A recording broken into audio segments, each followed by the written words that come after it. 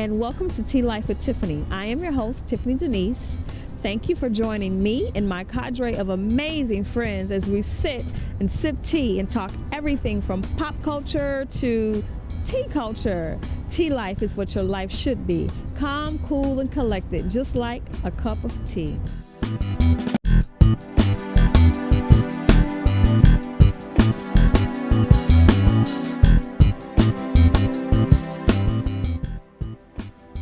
Hi, I'm here with Carol Ward, Executive Director of Moorish Jamel Mansion. Hi, Carol. Hi, Tiffany. Thank you so much for coming. What are some of the things that you see for the future? You know, I just hope for bigger and better things for the mansion. I think we're poised to have a really great year this upcoming year. We have great events, great programs, and I have a really great team. And I think that's where you start, is the staff is enthusiastic and then just feeds that to the visitors that come in. Absolutely. And some of the things that are coming up in the fall? Yeah, the one thing that we're really excited about, other than your tea tasting series, of course, is our Culture and Arts Festival. Yes. It's our biggest day in the year. It's October 12th from 10 a.m. to 6 p.m. this year. Last year we had over 700 people over the course of the day. Awesome. And that's really a community event. We invite artists, restaurants, and performers from Washington Heights, Harlem, and Inwood to come and just have a day of it.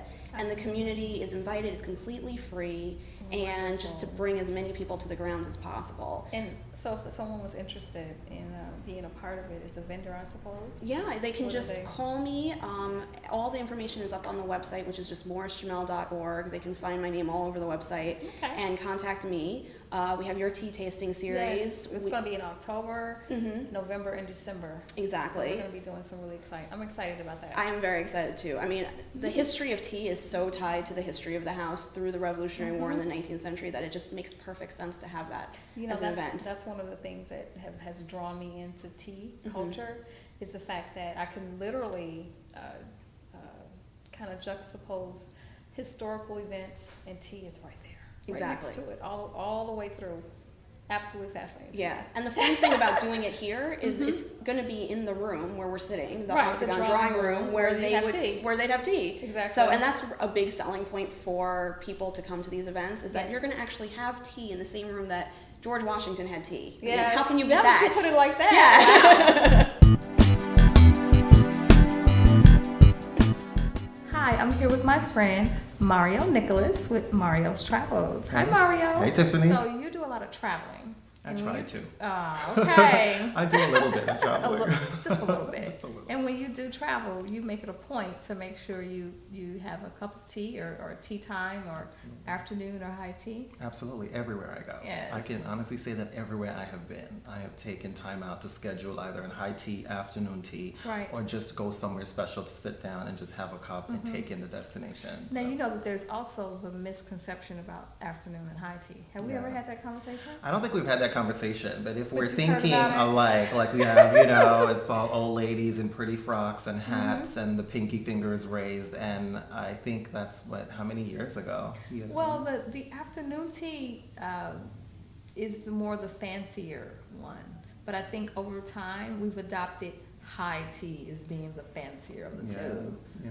But traditionally, historically, the high tea was taken, you know, in the evening, like 5 or 6 o'clock. And it was more the I don't want to say lower class. I don't know what you would call outside. If you're not, I think it was the peasants. No. Okay, I guess that would be the right way to describe it. They would have high tea, which was a meal, a huge meal, and they would have their tea with their meal. Now the aristocrats, they didn't have to work. They were at their leisure. You know, they dressed beautiful all day. Like the ladies who lunch in today's exactly. society. And so what they would do is they would have afternoon tea. Afternoon tea. Yeah, I like both. Exactly. I like Me both. too. Yeah. Me too. So, and morning tea. Exactly. And evening tea. And evening tea. Just tea all day long.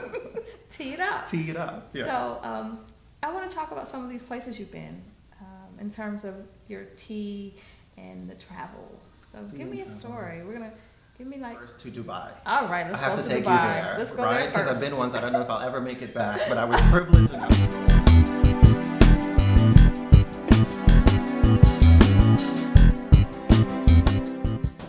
Hi, I'm here with my guest Joe Johnson, The Gift of Tea, and Erica Morrison, Tea Fields. Hi, ladies. Hi, how are you? Good afternoon. Good. So I want to just get back to our story about the plaza. So after the plaza scenario, and the group got too big, it just was not going to work in the plaza anymore. You guys decided as a group, it was 4 of you, right? Yes. You decided to do something was it called the white tea at that time? Well, the event was the white tea. Right. Our company, like I said, there were 4 of us, and we decided to rent spaces. We would rent out venues, whether it was a restaurant or whether it was a tea cafe.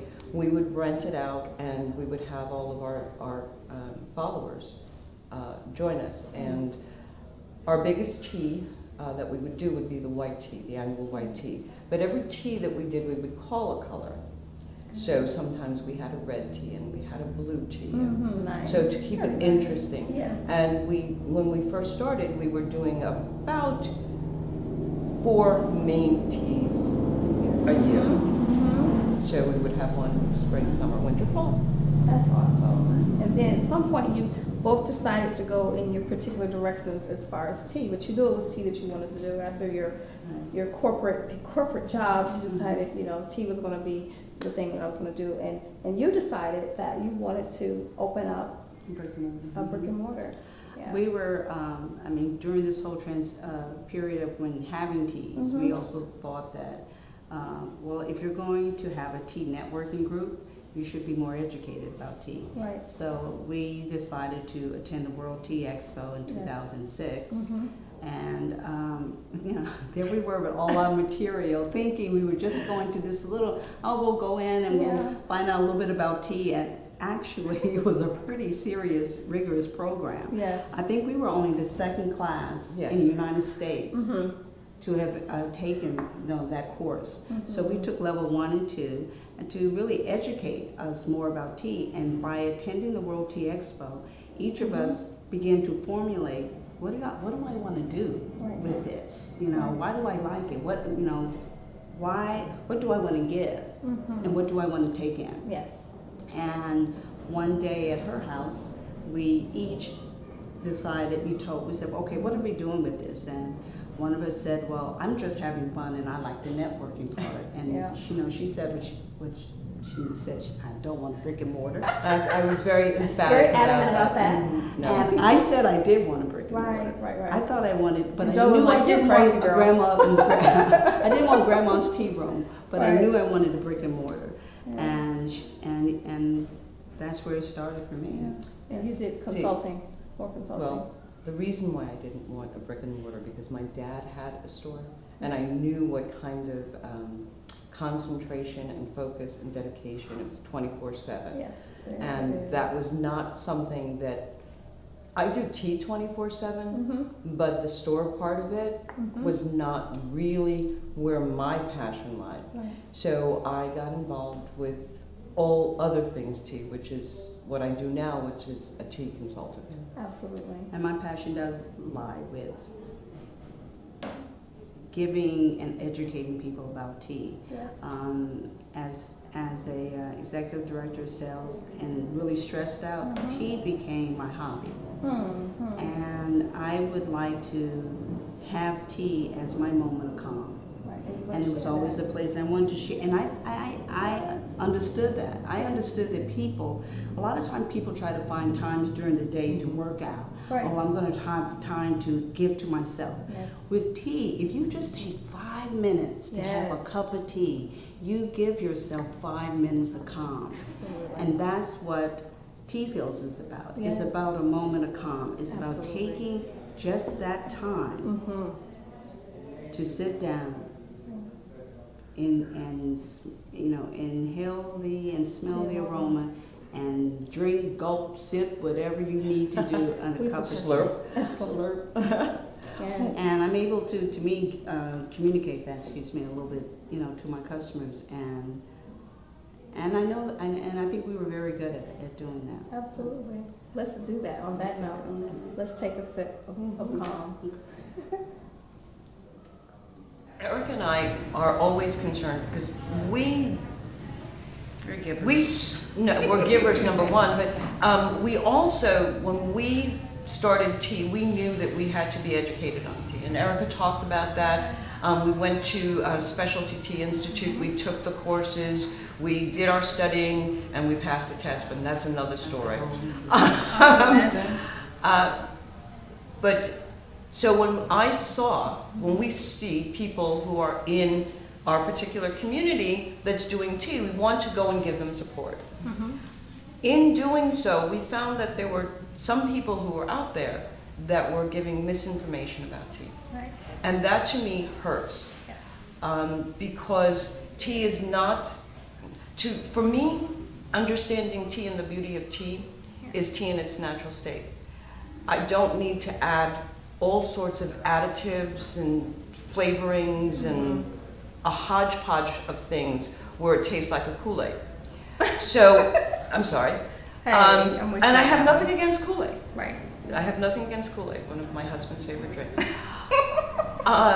So we went, when I saw this, I said, first of all, this is a young lady from Harlem that I don't know who is into the tea business.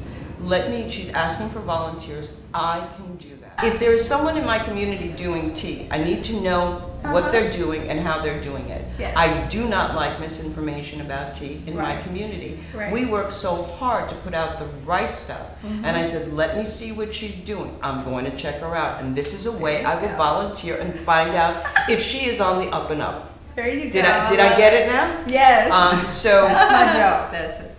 and when I went, first of all, and I'll go back, I've complimented you on it before, how you were operating in the space that you had was totally incredible to me.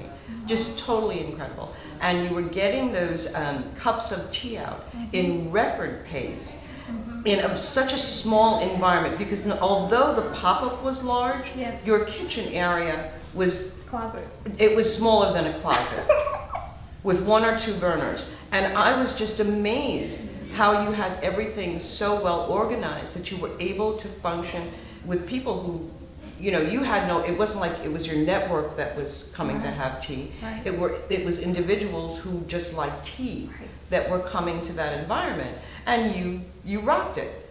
And then to have that whole experience where I'm sitting at the front desk, Yes. taking names and marking them off, Yes. okay, and sending them in the right direction, because that was my job for Yes. the day. When someone on your staff came up and presented me with a lovely cup of tea, I still have a photograph of that time, it was great, and snacks. And I said, now this is nice. This girl knows what she's doing. She's on the right track. She's on the right track. Yes. She's on the right track. And that's what, our relationship developed from that time. How long ago was that? That was, I feel like that was the top of 2012. Okay. All right. Yeah, it was the top of 2012, right? Yes. Yeah. Yeah. And it was Earl Grey It was wonderful. that I served. You asked for it. You said, can I have a cup of tea? And so, we served you the tea with the snacks or whatever we had that day. And it for me, it's almost like getting butterflies. It's like performing. I come from a background, I studied communication and theater. So when I serve tea to people for the first time, especially if I know that they're in the industry, or even if not, it's almost like I'm going on stage to perform and I want to do a good job for the audience. So getting that positive feedback from Joe for me was very inspiring, and I knew that I had someone that I could talk to, that I could discuss certain things about that I couldn't really discuss with many people because there's so few of us.